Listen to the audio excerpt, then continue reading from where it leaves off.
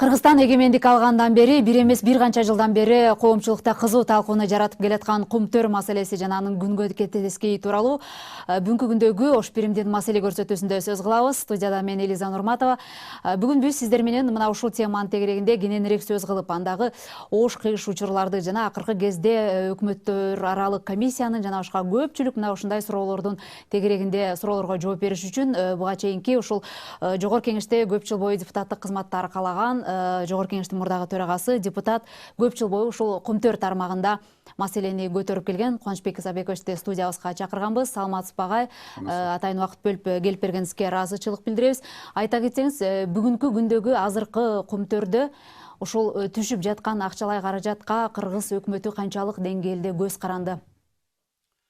Эми Кыргызстандын ички дүң продукциясын жана бюджетинин бул 10%дан кем эмесин бүгүнкү күндө кумтөр берет. Эми өйдө ылдыйраак проценттер болот. Алтынын баасы да кичине дүйнөлүк банк баада өсүп ылдыйлайт, көтөрүлөт. Анын үстүнө ар жылы эле алтын бирдей тонна килограммдай алышпайт. Кээде 17,5, кээде 19 чейин, 20 чейин барып калып атпайбы. Андан сырткары бул ири проект болуп эсептелет. Кумтөр негизи бул дүйнө жүзүндөгү 20 эң ири кендердин бири. Анан Кыргыздын багына ушу кумтөр жайгашып калган деле бул жакшы. Негизи Кыргызстанда кендер көп.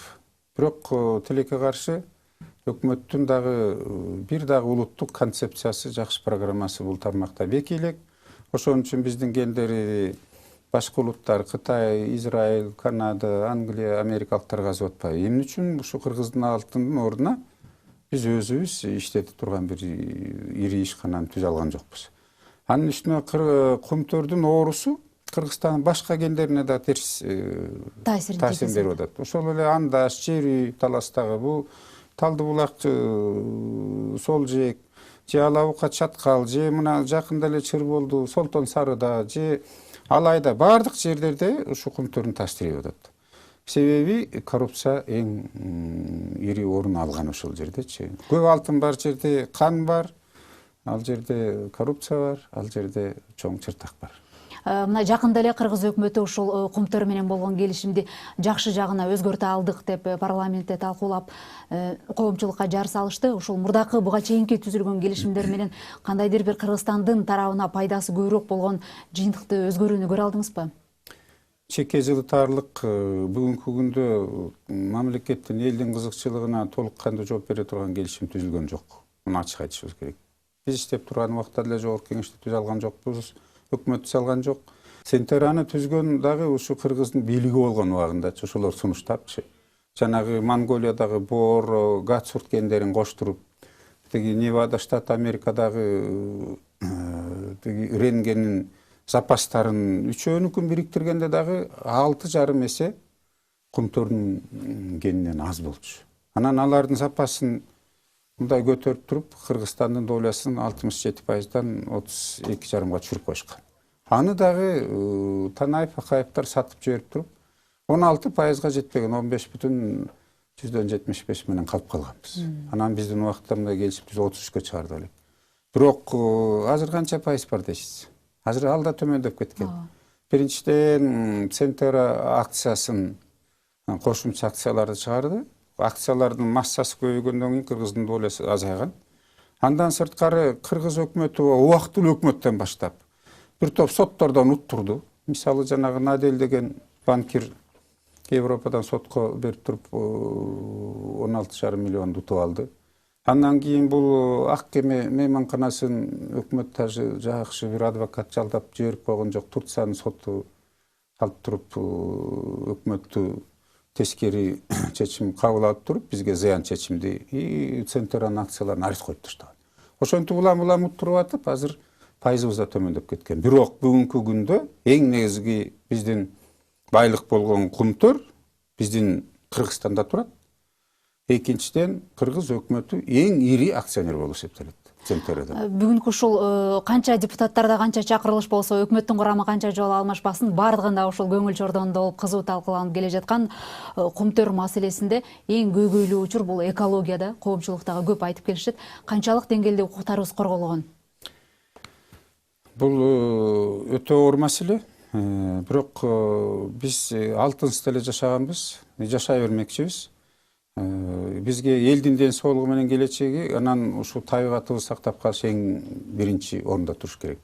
Тилекке каршы бул маселелер мурунку келишимдерде унуттулуп келишкен. Азыр эле төлөмдөр төлөп келген. Андан кийин азыр эгер биз ошону сактап кала албасак, бизге анда кийинки урпактарга эмне деп жооп беребиз? Кыргызстан дагы көп эл аралык уюмдардын мүчөсү. Ушул экосистема боюнча дагы, жаныбарлар боюнча дагы. Эми азыр жанагы 10-чу жылы 24 мартта кол коюп жеке өзү премьер-министрликте болуп турганда Данияр Үсөнов кол койгон 16.330 гектар жерди Сапар Исаков премьер болуп турганда берип кетип атат да, азыркы өкмөт дагы ошону бекитип атат.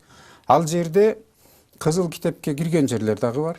Ал жерде Жети Өгүз районунун Ырдык, Жети Өгүз айыл өкмөтү, Липинка айыл өкмөттөрүнүн жерлери кеткен. Ал жерлерге бул 10.070 гектар жерге колдонулчу техниканы, сырьёлорду алып барып туруп тияка колдоно башташкан. Анан эч кандай бул жерде төлөмдөр да болгон жок. Ошол айыл өкмөттөр жерин алган бир тыйын алган жок. Экосистемага зыян келтирилген. Эми азыр ошол жер кетип атат, эми айластан өкмөт берип атат. Себеби бүгүнкү күндө бюджет аябай тартыш. 11 миллиард тартыш болуп атат деп атат. Бирок жылдын аягына чейин ал 2 эсе өсөт. Демек, биздин элдин социалдык төлөмдөрү, айлык пенсия пособие эмне болот? Анан бул жерден өкмөт дагы казынаны толтуруш үчүн бир чети ушул кадамга барып атат деп эсептейм. Экинчи четинен, конечно, любой инвестор өзүнүн пайдасын ойлойт. Бирок биздин өкмөт, биздин бийлик элдин кызыкчылыгын ойлошу керек дагы. Бизге пайдасы тие турган инвестор келиш керек. Ошондой биз буга чейин ушул экология боюнча көптөгөн эл аралык уюмдарга мүчө болуп, мына мөңгүдөн баштап жаратылыштагы баалуу сейрек кездешүүчү жаныбарлардан баштап көп коргоого алынган жактарга биз кол коюп келгенбиз да. Ошондо карама каршы көз караш болуп калабы? Сөзсүз түрдө. Бирок баягы Кыргызстандын ичинде болуп аткан нерсе кыргыздын закону колдонулат. Мисалы, кечирип коюңуз, биздин жакында эле бир мигранттар Якутияда бир кылмыштуулук кылып Россиянын соту менен соттолду. Кыргызстанда кандай гана чет элдик келбесин, Кыргыздын закону иштейт бул территориядачы. Анан Кыргызстан укук жагынан да көп эл аралык уюмдардын мүчөсү болуп эсептелебиз. Ошол эле адам укугу боюнча, адам ден соолугу боюнча делечи. ВОЗ деген бар, Всемирный организация здравоохранения. Кыргызстан ага мүчө болуп эсептелет. Демек, элдин ден соолугун ойлосок, биринчи талап ошону коюшубуз керек. Анан ал жерден эми азыркы жогорку кеңеш мына эми араң үн ката баштады. Мурунку чакырылышта бирөөүн чыккан жок. Кумтөрдө 66 киши курман болду 92-жылдан беричи. 129 киши үй бүлө инвалид болуп калды. Бир иш козголгон жок. Коррупциялык система боюнча бир иш козголгон жок. Адам өлүмү боюнча бир мекемеден бир киши өлсө, жарадар болсо, азыр тергөөчү органдар чукап келет да учурда жок катарат болчу. Эмне үчүн аларга уруксат? Биздин эл мал эмес, чынын айтканда. Ал жерде ден соолугу бузулуп өлгөндөрү бар, техникалык коопсуздук бузулуп өлгөндөрү бар. Эмне үчүн ошол жердин бир жетекчи жокко тартылбайт анда? Кумтөрдүн көпчүлүк жагынан кайчы пикирлерди, талаш тартыштарды жараткан көрүнүштөр менен азыр буюрса иштеп келе атабыз да. Мына азыркы күндө көпчүлүгү ушул улутташтыруу керек же башкача бир кардиналдуу өзгөрүүлөргө барышы керек деген дагы пикирлерди айтып жатат да. Ушул теманы ичинен изилдеген адам катары сиз кайсыл кадам менен кеткенде туура багыт болот? Мындан аркы кандай кадамдарга барганы оң деп ойлойсуз? Жөн эле алып туруп бүгүн закон чыгарып улутташтырганда биз отурабыз. Ал үчүн мен да убагында аябай изилдеп көргөм. Негизи бул экономика чарба иштери өкмөттүкү да, жогорку кеңештики эмес. Ошондо болсо дагы мен өкмөткө да сунуштап премьер-министр Чудинов болчу. Биз ошондо карап көрдүк да, кай жерден эмне сырьёлор келип атат, кандай техника келип атат, кайсы деталдар, запчастар келип атат, кайсы баада. Анан бажы кызматы менен иштей баштаганбыз. Алар дагы карап көрүп атат да кайдан эмне келген. Эгер өкмөттөн акча бөлүнүп, ошого даярданып алып туруп, анан фактылар менен конкреттүү, мисалы коррупция жана адам өлгөндөрү боюнча иш козгоп туруп алып койсо эч ким эчтеке дей албайт. Эл аралык сот бирөө да кийлигише албайт андайчы. Дүйнөсүндө буга каршы баары теңчи. Бирөө жарадар болуп калса, бирөөнүн мисалы кечирип коюңуз, Европада кичине кар эле жайт. Бирөө эшигинин алдын күрөп койсо, тротуардан батып кетип баратып, башка эле бир жаран бутун сындырып алса, тигил төлөйт. Тигил айыкканга чейин, бала бакырасына чейин төлөйт да. Инвалидность барын төлөйт. Эмне үчүн бизге ошончолук зыян, ошончо киши өлүп атса биз унчукпай калабыз да? Биз мал эмеспиз да. Анан ошого даярданып алып туруп эгер менчиктештирилсе, бирок бизде дагы кесипкөйлөр көп. Азырчы балдар окуп, тарбияланып ошол жерде иштеп жүрөт. Жетишпеген специалисттерди алып калып туруп аны улутташтырсак болот. А болбосо жана баш аламатка барганга мен каршымын. Рахмат атайын убакыт бөлүп келип бергениңизге ыраазычылык билдиребиз. Тилекке каршы биздин убакыт соңуна келип жетти. Урматтуу телекөрүүчүлөр, биз бүгүн канча жылдан бери талкууланып аягына чыкпай келаткан кумтөр маселеси боюнча сөз кылдык.